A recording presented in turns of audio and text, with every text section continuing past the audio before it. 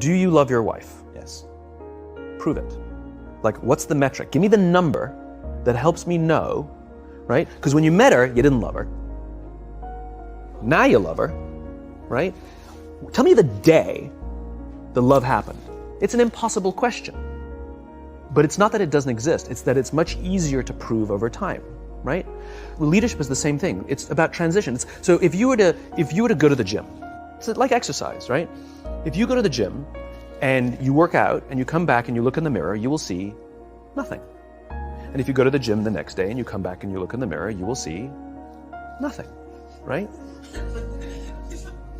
So clearly there's no results, can't be measured, it must not be effective. So we quit, right? Or if you fundamentally believe that this is the right course of action and you stick with it, like in a relationship, I bought her flowers and I wished her happy birthday, and she doesn't love me. Clearly I'll give up. That's not what happens. If you believe there's something there, you commit yourself to an act of service. You commit yourself to the regime, the exercise. You can screw it up. You can eat chocolate cake one day. You can skip a day or two. You know, it allows for that. But if you stick with it consistently, I'm not exactly sure what day, but I know you'll start getting into shape. I know it. And the same with the relationship. It's not about the events. It's not about intensity. It's about consistency, right? You go to the dentist twice a year, your teeth will fall out. You have to brush your teeth every day for 2 minutes. What does brushing your teeth twice a day for 2 minutes do? Nothing. Unless you do it every day, twice a day for 2 minutes, right? It's the consistency. Going to the gym for 9 hours does not get you into shape. Working out every day for 20 minutes gets you into shape. So the problem is we treat leadership with intensity. We have a 2-day offsite, we invite a bunch of speakers, we give everybody a certificate. You're a leader, right?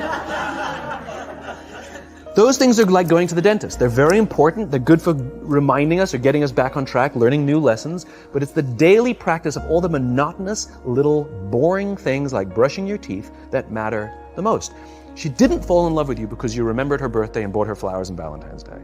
She fell in love with you because when you woke up in the morning, you said good morning to her before you checked your phone. She fell in love with you because when you went to the fridge to get yourself a drink, you got her one without even asking. She fell in love with you because when you had an amazing day at work and she came home and she had a terrible day at work, you didn't say, yeah, but let me tell you about my day. You sat and listened to her awful day and you didn't say a thing about your amazing day. This is why she fell in love with you. I can't tell you exactly what day, and it was no particular thing you did. It was the accumulation of all of those little things that she woke up one day and as if she pressed a button, she goes, I love him, right? Leadership is exactly the same. There's no event. There's no thing I can tell you you have to do that your people will trust you. It just doesn't work that way. It's an accumulation of lots and lots of little things that anyone by themselves is innocuous and useless. Literally, pointless by themselves. People will look at little things that are good leadership practices and say, that won't work. And you're absolutely right. But if you do it consistently, and you do it in combination with lots of other little things, like saying good morning to someone, that looking them in the eye.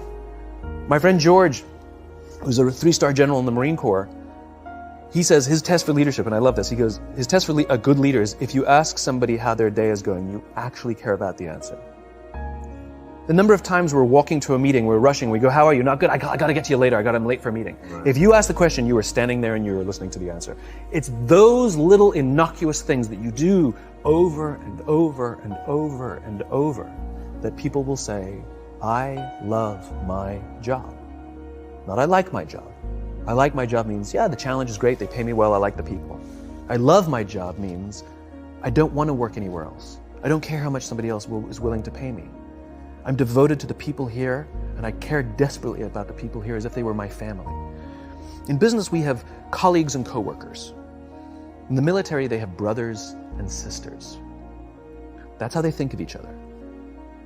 If you really have a strong corporate culture, the people will think of each other like brothers and sisters. It's like a family, right? No. Brothers and sisters. Deep love. Fight, but the love doesn't go away. Bicker, the love doesn't go away. And I'll fight with my sister, but if you threaten my sister, you're going to have to deal with me.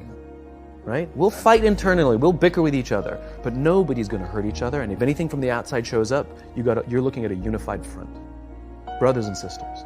Now, how do you create brothers and sisters out of strangers? Common beliefs, common values, parents, in other words, executives who care about their children's success, who care to raise their children, teach them skills, discipline them when necessary, help them build their self-confidence so that they can go on and achieve something more than you could have ever imagined achieving for yourself. That's leadership.